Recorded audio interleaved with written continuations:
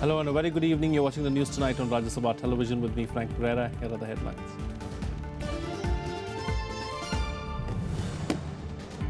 Prime Minister Narendra Modi launches Aadhaar-linked Bharat interface for money, or the BHIM app in Nagpur. Also announces cashback and referral bonus schemes to incentivize digital payments.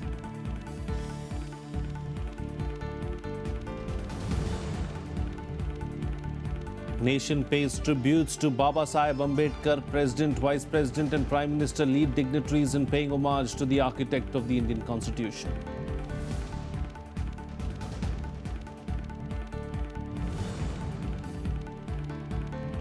Indian High Commissioner meets Pakistan Foreign Secretary. Tehmeena Janjua demands consular access and copy of court verdict against Kulbhushan Jadhav.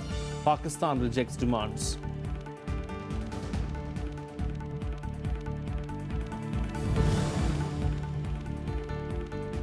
US drops mother of all bombs in Afghanistan. The largest non-nuclear device ever used in combat kills 36 suspected Islamic State militants. Former Afghan President Hamid Karzai condemns attack.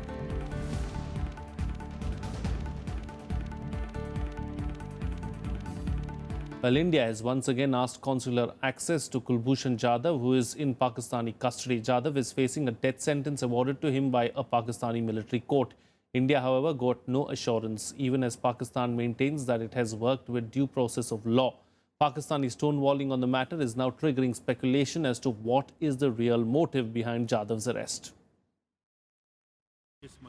Indian High Commissioner in Pakistan, Gautam Bambawale, took up the case of Kulbhushan Jadhav with Pakistan Foreign Secretary Tehmeena Janjua on Friday afternoon. Bambawale reportedly sought the whereabouts of the Indian citizen and demanded consular access to him. He also demanded a charge sheet and copy of the court verdict against Jadhav. However, he reportedly got no assurance on any of his demands to the Pakistani Foreign Secretary.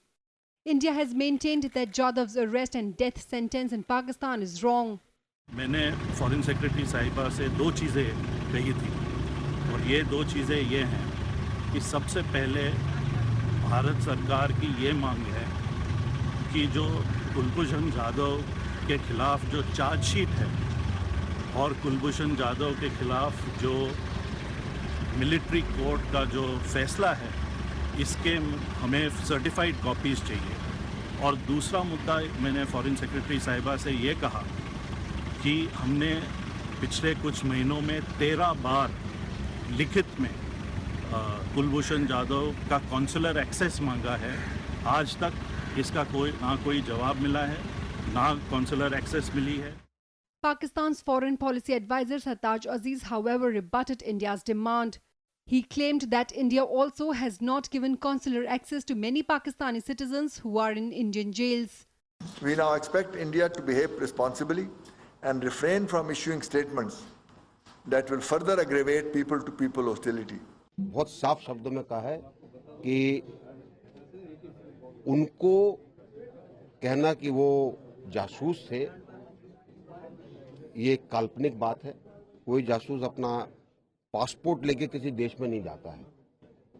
और हमने ये भी कहा है कि अगर उनके खिलाफ कोई कार्रवाई होती है तो हम इसको प्रीमेडिटेटेड मर्डर मानेंगे। However, Sartaj Aziz said India can use the right to appeal to Army Court within 40 days and then to Chief of Army Staff in 60 days and then to President within 90 days after exhausting the two former options. Seeing the hesitation in giving consular access to Kulbhushan Jadhav, speculation is gaining ground in India that Jadhav might even have been eliminated. These are statements being made by Pakistanis, functionaries, present and past. Even Kasuri's made certain statements, but I am absolutely convinced beyond an iota of doubt, all these are afterthoughts. Even the Pakistani Prime Minister Nawaz Sharif had no clue whatsoever about the trial of this Indian. Kulbhushan Jadhav जो एक भारतीय नागरिक है, उसको अपहरण करके एक kangaroo process के तहत मौत की सजा सुनाई गई है और आज पूरा मुल्क कुलभूषण जाधव के पीछे खड़ा है और पाकिस्तान अगर उसके खिलाफ ऐसी घिनौनी कार्रवाई करता है तो फिर उसका अंजाम पाकिस्तान को भुगतने के लिए तैयार रहना चाहिए। The situation has been complicated further, with the Pakistani Bar Council issuing notice to all its members not to take up Jadhav's case. No Indian advocate can be deployed for the case without the permission of Pakistan's authorities. Pakistan is giving no reason why India cannot be given consular access to Mr. Jadhav. That is why there is doubt whether it is a case of extreme torture to the Indian citizen. If it is contravention of Vienna Convention and the whole international practice towards the other countries' citizens. Pakistan has to reply it. Akhilesh Suman for Rajya Sabha television with camera person Vijay Kumar in Delhi. Well, Prime Minister Narendra Modi today paid tributes to Dr. Baba Saheb Ambedkar in Nagpur today. He attended a Digidhan Mela in the city and formally launched the biometric-based payment system, the BHIM app. The BHIM app, which is linked with Aadhaar and will allow users to make payments through a fingerprint scanner by authenticating the Aadhaar biometric details of a user. Prime Minister Narendra Modi formally launched the Aadhaar-linked Bharat interface for money or the BHIM app in Nagpur on the 126th birth anniversary of Dr. Baba Saheb Bhimrao Ambedkar. He also announced cashback and referral bonus schemes to incentivize digital payments towards a clean India. Speaking at an event organized by Niti Aayog, Modi said that the Digidhan movement is aimed at fighting the menace of corruption. और मैं मानता हूं भारत के संविधान में सामान्य मानवी को हक देने का काम जिस तरीके से भीमराव अम्बेडकर ने किया है उसी तरीके से भीम ऐप अर्थव्यवस्था के महारथी के रूप में काम करने वाली है। ये मेरे शब्द लिख करके रखें, कोई रोक नहीं पाएगा। 2022 जब आजादी के 75 साल हो तब मेरे देश के गरीब से गरीब का अपना घर हो। इस देश का कोई गरीब ऐसा न हो जिसको अपना रहने के लिए घर न हो, अपनी छत न हो। The Prime Minister inaugurated 14 units of thermal power plants at Koradi, Chandrapur and Parli with a total capacity of 3,230 megawatts.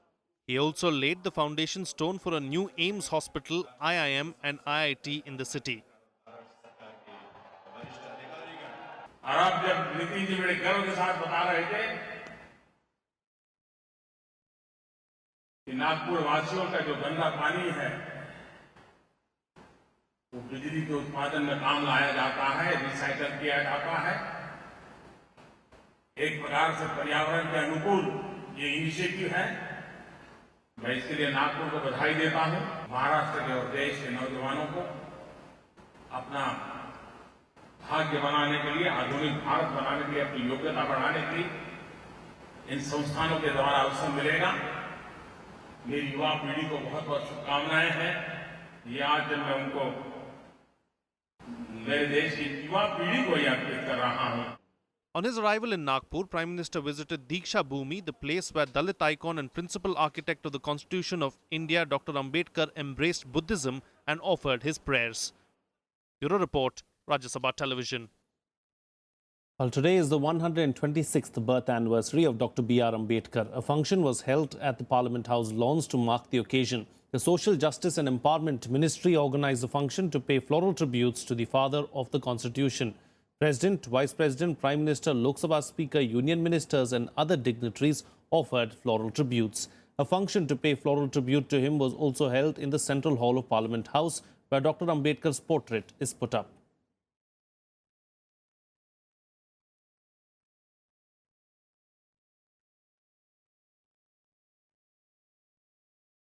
Well, 5 people were arrested today in connection with the assault on CRPF men during April 9th bypoll in Budgam district of Srinagar parliamentary seat. The state police registered an FIR after video of local youths beating soldiers went viral. The video shows few young men heckling and attacking CRPF Jawans carrying EVMs on poll duty in Srinagar. It also shows the Jawans exercising restraint and avoiding retaliation even though they were armed.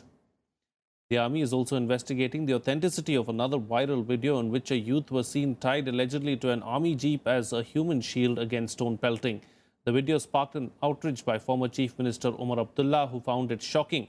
The video was also reportedly shot in Birwa area of Budgam district, that is represented by Abdullah.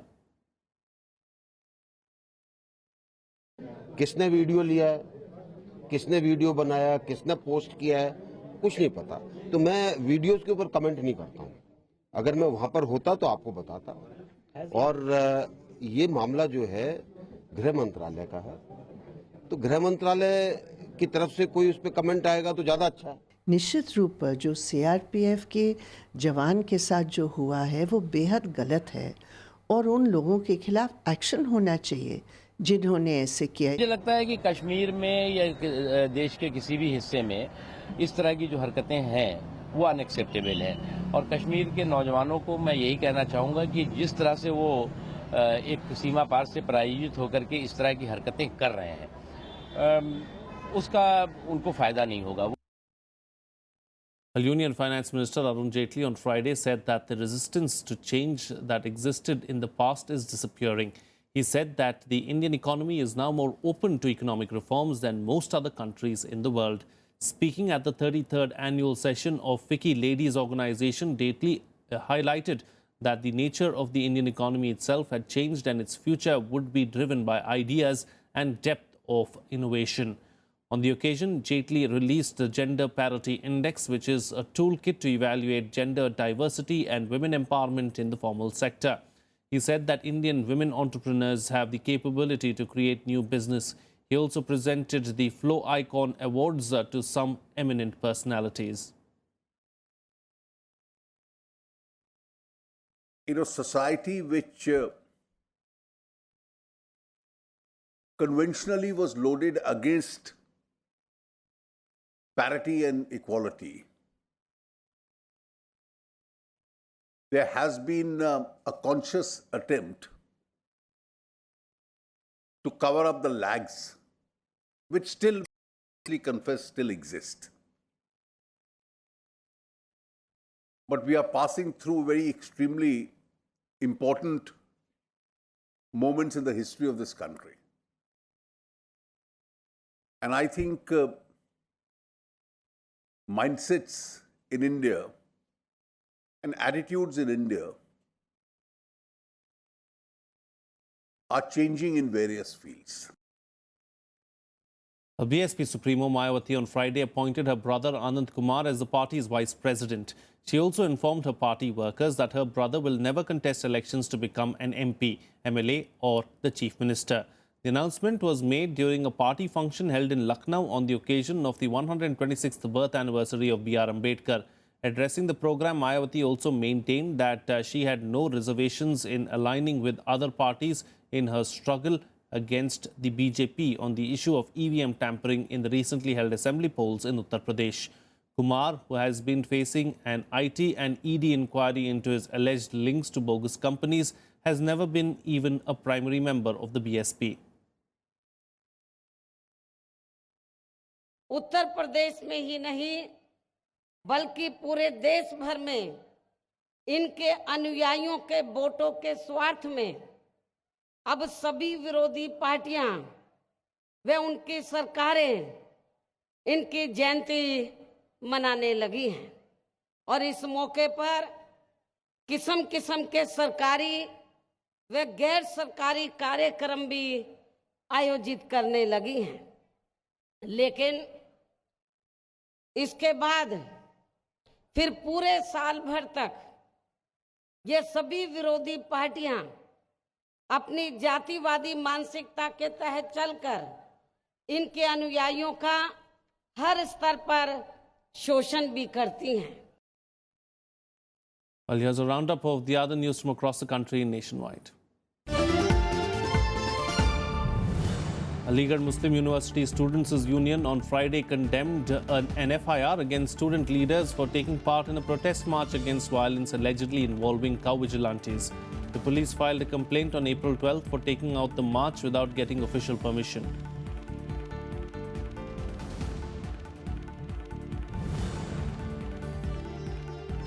Another missing youth from Kerala suspected to have joined the Islamic State group was killed in a drone strike in Afghanistan. Indian Union Muslim League leader Abdur Rahman, also a social activist, said that he received the message on social media app Telegram. Around 21 persons are missing from the state after traveling to the Middle East last year.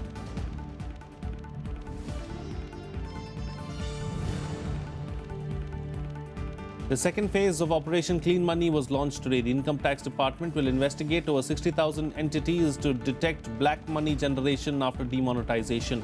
The Central Board of Direct Taxes said it detected undisclosed income worth over 9,334 crore rupees between November 9, 2016 and February 28 this year.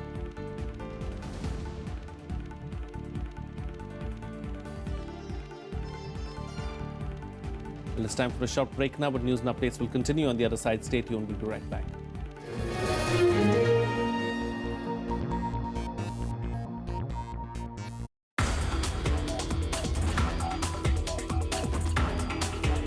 The subject that I work on is called string theory, and it in fact took 10 years to discover this.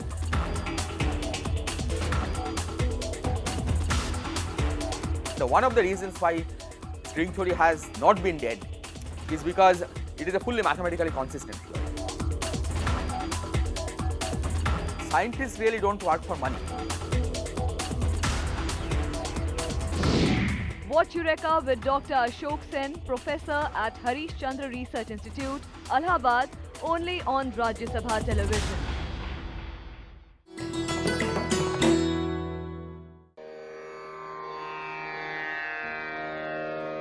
The sacred relics of Buddha were unearthed in Piprava in Uttar Pradesh. Buddhist monks from all over the world visit the National Museum to pay their respects. These charred bone fragments of Buddha are housed in the gold canopy gifted by the royal family of Thailand.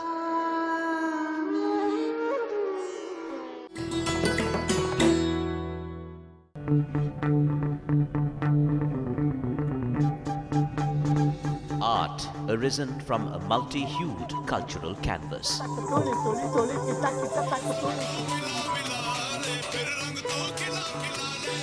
Tradition and cultural fervor dating back centuries.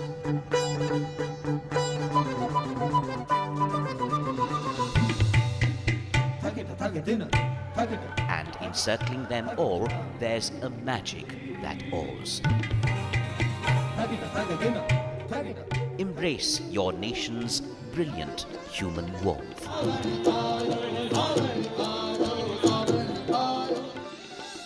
Watch Colours of India, Sundays at 9:30 p.m. on Rajya Sabha television.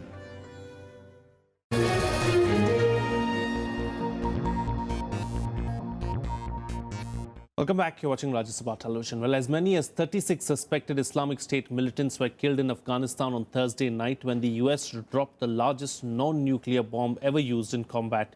While President Donald Trump called it another successful job, while former Afghan President Hamid Karzai condemned the attack.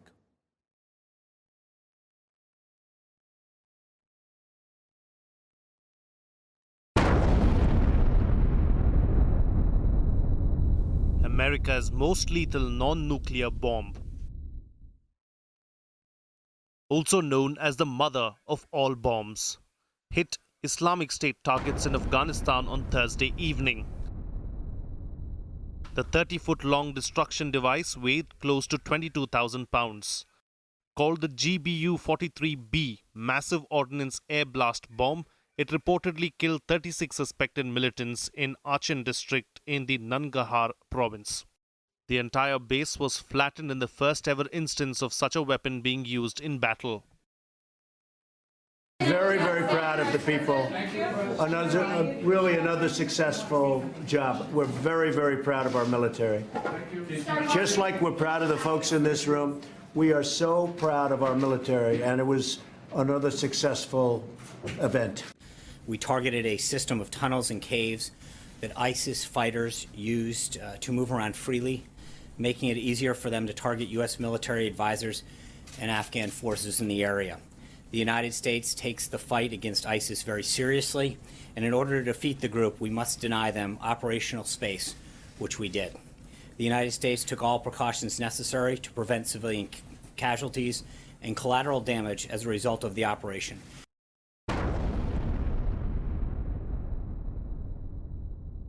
Witnesses felt the ground shaking after the explosion, although villages about 3 miles from ground zero were unaffected by the blast. اته بجو په شاوخوا کې چې کوم بمبار صورت ونیو هغه د دوی په هغه قوي سمڅو باندې وو او نظر نور ورځو ته قوي وو ترڅو د دښمن جرلې له دې ځای څخه وباسي او اتیا نفر داعش دې ځای کې د بیګاله منځه تللی ډېر غټ بم ګذار شو دا دنیا ولړزوله خو سم کار وشو روغ کار وشو چې داعش یې له منځه یو دې کې ملکي وګړی نشته. Former President of Afghanistan Hamid Karzai was among the first to condemn the attack, stating that this is not the war on terror, but the inhuman and most brutal misuse of his country as a testing ground for new and dangerous weapons. He added, "It is upon us Afghans to stop the USA." Thursday's strike came even as US President Donald Trump dispatched his first high-level delegation to Kabul, amid uncertainty about his plans for the nearly 9,000 American troops stationed in Afghanistan. However, the use of the weapon sent a powerful signal that the IS is on top of the US administration's target list. Bureau Report, Rajya Sabha Television. Well, at least 97 African migrants are missing after their boat sank off the Libyan coast. A total of 23 migrants were rescued around 10 kilometers off the coast of Tripoli. The boat's hull was completely destroyed and the rescued migrants were found clinging to a floating device. According to reports, 15 women and 5 children are among those still missing. Rescue operations are continuing, but the chances of finding more survivors are slim. According to the International Organization for Migration, at least 590 migrants have died or have gone missing along the Libyan coast so far this year. As per the UN High Commissioner for Refugees, more than 24,000 migrants arrived in Italy from Libya during the first 3 months of the year, up from 18,000 in the same period last year. I think to go in Italia, we will see. But when we take the seat, God don't permit everybody to go in Italia. We are 120 person, 120, but now we are 22 person.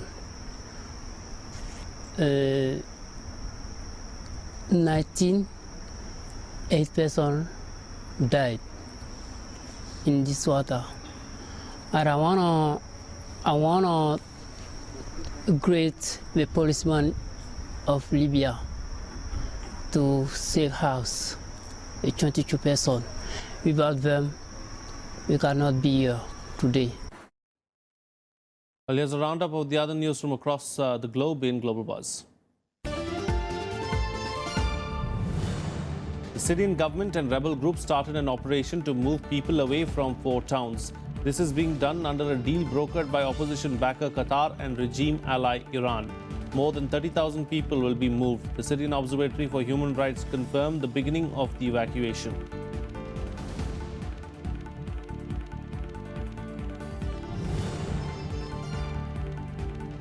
China on Friday said a conflict could break out at any moment over North Korea. The sharp language comes after US President Donald Trump said that the problem of North Korea will be taken care of. Chinese Foreign Ministry further added that whichever side provoked the conflict must assume the historic responsibility and pay the corresponding price.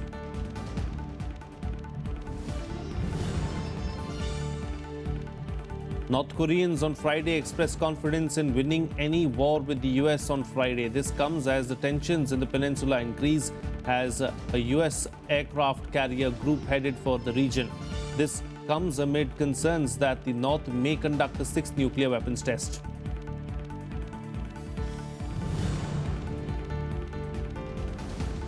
At least 22 people were killed and 87 others sustained injuries when fire erupted during an annual religious retreat in Senegal.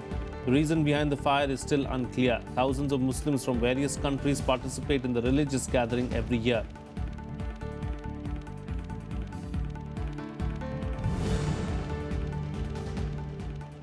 Flash floods drenched parts of the central Californian city of Fresno. Normal life was disrupted as vehicles were completely submerged in water. Several flights were also cancelled. Rescue and relief operations are underway.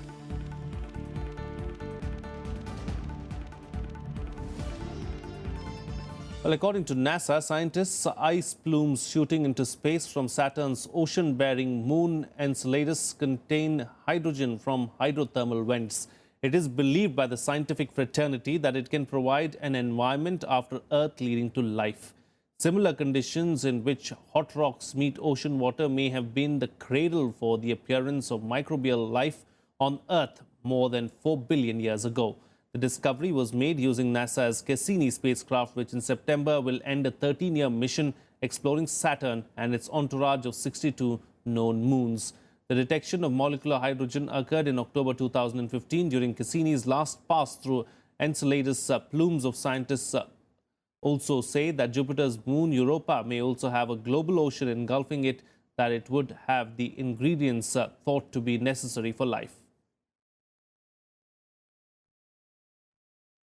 The new finding is finding hydrogen coming from the plume of Enceladus, and the fact that it could support potentially microbes with energy on the seafloor of Enceladus. Now, this finding is the result of 12 years of Cassini investigations, and it really represents a capstone finding for the mission, because we now know that Enceladus has almost all of the ingredients that you would need to support life as we know it on Earth. Well, that's it on this newscast. Good night.